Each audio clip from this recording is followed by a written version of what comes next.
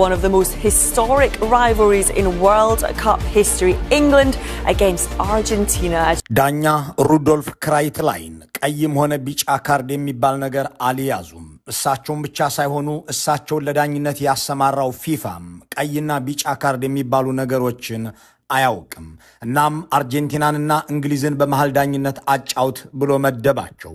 ሁለቱ የተጋጋለ ፖለቲካ ያላቸው የግዛት ይገባኛል ጥያቄ የሚያነገቡ ሀገራት በሩብ ፍጻሜ የዓለም ዋንጫ ተገናኝተው በሰላማዊ መድረክ እየተጫወቱ ነው።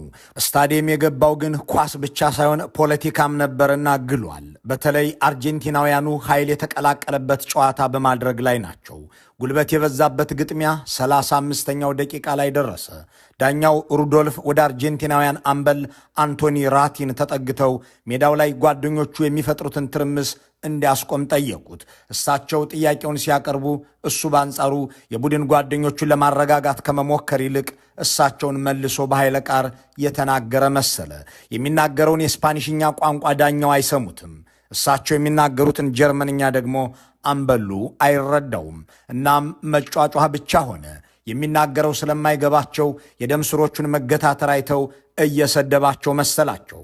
ከዚያም ሜዳውን ለቆ እንዲወጣ ለራቲን ነገሩት። ተጫዋቹም ያልገባው ወይም ያልሰማ መሰለ። አጭሩ ጀርመናዊ ዳኛ ሜትር ከ90 የሚረዝመውን አርጀንቲናዊ መለሎ የመውጫ መንገዱን እያሳዩ ሂድልኝ አሉት። እሱ ግን ወደ እሳቸው እየተጠጋ ይጮህ ዘንድ ቀጠለ። ዳኛው ሜዳውን ለቀውጣ እያሉ ወደ መልበሻው ክፍል የሚወስደውን መስመር ደጋግመው በማሳየት ላይ ናቸው። ራቲን የሚባለው ነገር አልገባኝም ወይም አስተርጓሚ ይምጣልኝ ብሎ ምልክት ይሰጥ ጀመር። ከዚያ ዳኛው እየጎተቱ ሊያስወጡት ሲሞክሩ እሱም አልወጣም በሚለው አቋሙ ጸና። የፊፋና የእንግሊዝ እግር ኳስ ማህበር ባለስልጣናት ወደ ሜዳ በመግባት ራቲንን ለማስወጣት ጣሩ። አልሆነላቸውም። በመጨረሻም ፖሊስ ወደ ሜዳው መሃል ገባ።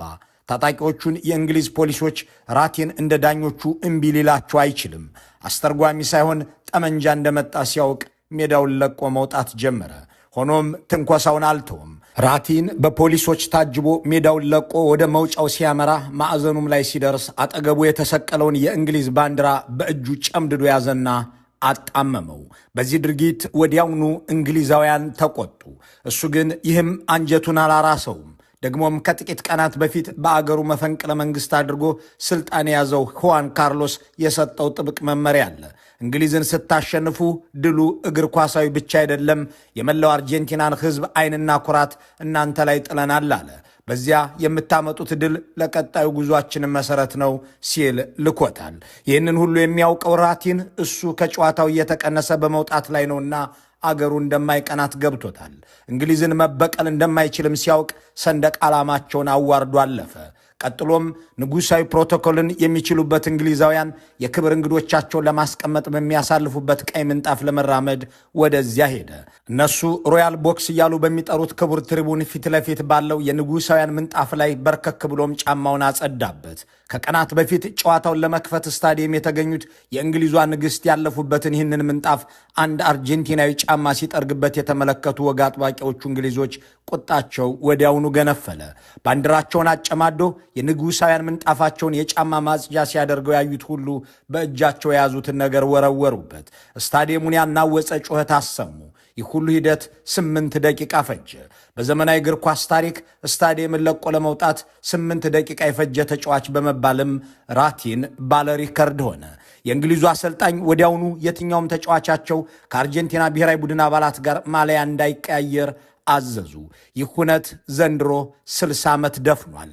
እንግሊዝና አርጀንቲና በ1966 በለንደን በተካሄደው በሩብ ፍጻሜ የዓለም ዋንጫ የነበራቸው ግጥሚያ እግር ኳሳዊ ብቻ አልነበረም፣ ፖለቲካዊና ታሪካዊም እንጂ። ታሪካዊ የሚያስብለው አስገራሚው ጉዳይ በእግር ኳስ ጨዋታ ውስጥ ፊፋ ዳኞች ቀይና ቢጫ ካርዶችን ይዘው እንዲገቡ የሚያደርግበትን አሰራር የጀመረው ከዚያ የአርጀንቲናና እንግሊዝ ግጥሚያ በኋላ በመሆኑ ነው።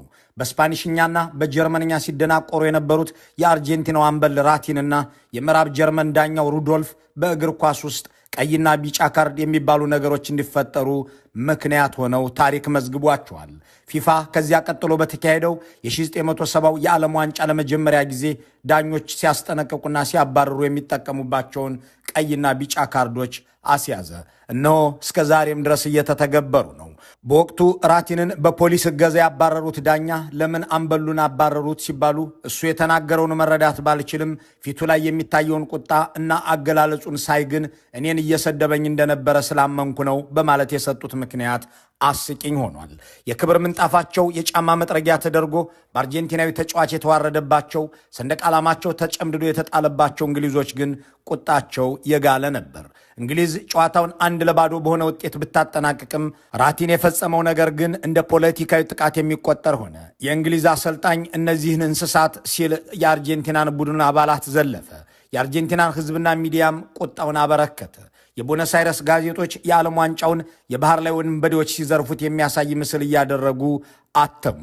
ፖለቲካ፣ ግዛትና ብሔርተኝነት የተፈራረቁበት የሁለቱ ሀገራት ጦርነትና ስፖርትም ባሰበት።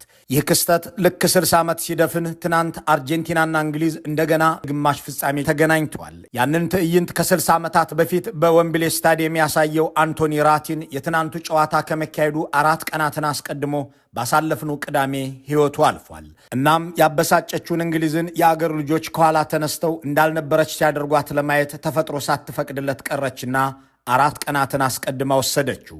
እሱ ያጠለቀውን የአምበልነት አምባር ሊዮኔል ሜሲ አጥልቆት የአገሩ ልጆች ላስ ማልቪናስ ሶን አርጀንቲናስ የሚል ባነር ይዘው ሲጨፍሩ ማየትን ሳይታደል ቀረ። እዚህ ጋር ጥንቅቅ ያለ ፖለቲካ አለ። ላስ ማልቪናስ ሶን አርጀንቲናስ፣ ማልቪናስ የአርጀንቲና ናቸው የሚለው ቃል በእንግሊዛውያን ዘንድ የሚጠላ፣ በአርጀንቲናውያን በኩል የእልህና የአርበኝነት ቋንቋ ነው። ከ1966ቱ የዓለም ዋንጫ ማግስት ጀምሮ ደም ያፋሰሰ እስከ ዛሬም ድረስ ያልበረደ ትናንት በአትላንታው ስታዲየምም ከፍ ብሎ የተሰማ ጎልቶ የታየ ጉዳይ ሆኗል። ላስ ማልቪናስ ሶን አርጀንቲናስ የሚለው ባነር እነ ክርስቲያኖ ሮሜሮ፣ እነ ሊሳንድሮ ማርቲኔዝ፣ እነ ጆቫኒ ሴልሶ እጅ ሲተይዞ ሲጨፈር እንግሊዛውያንን ብስጭት እንቅልፋቸውን እንዲያጡ አድርጓል። ትናንት በአትላንታ የተካሄደው የእግር ኳስ ጨዋታ ብቻ አልነበረም፣ ፖለቲካና ታሪክም እንጂ የሚያስብለውም ይኸው ነው። ለመሆኑ ግን ላስ ማልቪናስ ምንድን ናቸው? ደም ያቃቡ ደሴቶች። ማልቪናስና ፎክላንድ የሚሉ ስሞች አንድን ጉዳይ ለመጥራት ጥቅም ላይ የሚውሉ እንግሊዝንና አርጀንቲናን ደም የሚያቃቡ ቃላት ናቸው። እንግሊዝና አርጀንቲና ጂኦግራፊና ተፈጥሮ የሚያገናኛቸው ጎረቤቶች አይደሉም። ሁለቱም በተለያየ ክፍለ ዓለም የሚገኙ፣ አንዱ ላቲን አንዱ ደግሞ አውሮፓ የሚገኙ፣ ዋና ከተሞቻቸው ብቻ 11000 ኪሎ ሜትር የሚራራቁ ናቸው። ግን ትናንት እነ ማርቲኔዝ ባነገቡትና በባነሩ ላይ በታየው ጽሑፍ ምክንያት ተጋድለዋል። በደቡብ አትላንቲክ ውቅያኖስ ላይ የሚገኙ ደሴቶች አሉ። እነዚህን ደሴቶች እንግሊዞች ፎክላንድ አይላንድስ ሲሉ ይጠሯቸዋል። አርጀንቲናውያን ደግሞ ላስ ማልቪናስ ይሏቸዋል። አርጀንቲናውያን ደሴቶቹ በጂኦግራፊ አቀማመጣቸው ለእኛ ቅርብ በመሆናቸውና ከቀድሞ ቅኝ ገዣችን ከስፔን ስለወረስናቸው የእኛ ናቸው ባይ ናቸው። እንግሊዞች ደግሞ ደሴቶቹን ቀድመን ያገኘናቸው በእኛ አሳሾች አማካኝነት ነው። በዚያ ላይ በደሴቶቹ ላይ የሚኖሩት ሰዎች እንግሊዘኛ የሚናገሩ በመሆናቸውና በራሳቸውን ፍላጎት በብሪታንያ ጥላ ስር ለመሆን ስለመረጡ የራስን ዕድል በራስ የመወሰን መብታቸው ሊከበር ይገባል ብለው በዩናይትድ ኪንግደም ስር ተጠቅልለው የባህር ማዶ ግዛቶቻችን እያሉ አኑረዋቸዋል። አርጀንቲናውያን ግን ከሞኝ ደጃፍ ሞፈር አይቆረጥም ያሉ ይመስል ለእኛ 480 ኪሎ ሜትር ርቀት ላይ ያለን ደሴት እንግሊዝ ብዙ ጉዞ ተጉዛ ልትወስደው አይገባም አሉ። ይህ ከ1940ዎቹና 50ዎቹ ጀምሮ በአርጀንቲና ፖለቲከኞች ዘንድ ሲነገር የቆየ በተለይም በ1966ቱ የዓለም ዋንጫ ጨዋታ ሰሞን የተፋፋመ ጉዳይ ነው። ያኔው የዓለም ዋንጫ በእንግሊዝ ሊጀመር ጥቂት ቀናት ሲቀረው መንግስት ፈንቅሎ በአርጀንቲና ስልጣን የያዘው ሁንታ ካርሎስ በህዝብ ተቀባይነት ለማግኘት ሲል ይህንን የአርበኝነት አጀንዳ አራገበው። የቀይ ካርድ ባልነበረበት በዚያ ዘመን በፖሊስ ከሜዳ የተባረረው አንቶኒ ራቲን በአምበልነት የመራው ቡድን ወደ እንግሊዝ ያቀናው በዚህ ፖለቲካን ባነገበ ስሜትም ነበር። ሆኖም እንግሊዝ አሸንፋ ስትልካቸው መፈንቅለ መንግስት ያደረገው አምባገነን መሪ ተጫዋቾቹን በቁጣና በማሸማቀቅ ሳይሆን በለንደን ተጋድሎ ያደረጉ አርበኞች በሚል መንፈስ በደማቁ ተቀበላቸው። የእንግሊዝ ፖለቲከኞች የአርጀንቲናውያንን ፖለቲካዊ አካሄድ አልወደዱትም። እናም የእንግሊዝ ያሸነፈችበት ጨዋታ በተካሄደ በሁለተኛው ወር የብሪታንያውን ልዑል ፊሊፕን ወደ ቦነስ አይረስ ልከው ውይይት ማድረግ ጀመሩ። ልዑሉን የተቀበለው የአርጀንቲናው ሁንታ ፕሬዚዳንት በቦነስ አይረስ የፈረስ ግልቢያ ውድድርን እንዲታደሙ ልዑሉን ጋበዘ። ሁለቱ ሰዎችና ልዑካናቸው ያንን ግልቢያ እየተመለከቱ ባለበት ሰዓት አርጀንቲናውያን ብሔርተኞች ከቦነስ አይረስ ወደ ሌጎስ የሚበርን አውሮፕላን መጥለፋቸውን ሰሙ። ጠላፊዎቹ አውሮፕላኑን እንግሊዞች ፎክላንድ፣ አርጀንቲናውያን ላስ ማልቪናስ በሚሏቸው ደሴቶች በአንዱ ላይ አስገድደው አሳረፉት። ደሴቱ አውሮፕላን ማረፊያ ባይኖረውም የተገደደው አብራሪ በአንድ የፈረስ መጋለቢያ መስክ ላይ አሳረፈው። ጠላፊዎቹ በደሴቱ ላይ ያገኙትን የእንግሊዝ ሰንደቅ ዓላማ ነቅለው 7 የአርጀንቲናን ባንዲራዎች ሰቅለው የሀገራቸውን ብሔራዊ መዝሙር ዘመሩ። የዘመቻውን ስምም በአርጀንቲና ባህል ውስጥ የነጻነት የሉዓላዊነትና የጥንካሬ ብሔራዊ ምልክት ተደርጎ በሚታሰበው የኮንዶር ወፍ ሰየሙትና ኦፕሬሽን ኮንዶር ሲሉ ጠሩት። ይህ ለእንግሊዞች ድፍረትም ውርደትም ሆነ።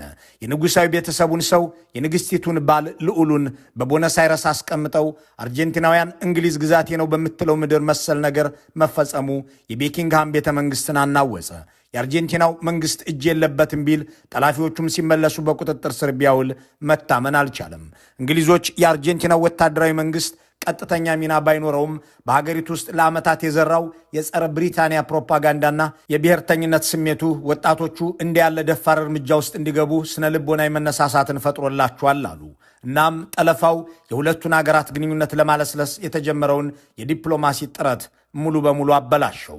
የሁለቱ አገራት ቁርሾ ሳይበርድ ያ የካርሎስ መንግሥት እንደገና ተፈነቀለ። ሆኖም ፈንቅሎ ወደ ስልጣን የመጣው አዲሱ ፈንቃይም አይኑን ከላስ ማልቫኒስ ደሴቶች ላይ አልነቀለም፣ ጠላትነቱን ከእንግሊዝ ላይ አላነሳም። እናም ጸረ እንግሊዝ ቅስቀሳውን እያደረገ እነዚያን ደሴቶች በኃይል መያዝ አለብን ሲል ከረመ። በመጨረሻም በ1982 የአርጀንቲና ጦር በባህርና በሰማይ እነዚያን ደሴቶች መውረሩን የእንግሊዝ መንግስትና ሚዲያ በቁጣ ገለጸ። በእንግሊዞች ዓለም ፀሐይ አትጠልቅም ሲሉ የነበሩት የዩናይትድ ኪንግደም ሰዎች በፎክላንድ ደሴት ላይ ያለችው ፀሐይ ደም ለበሰች አሉ።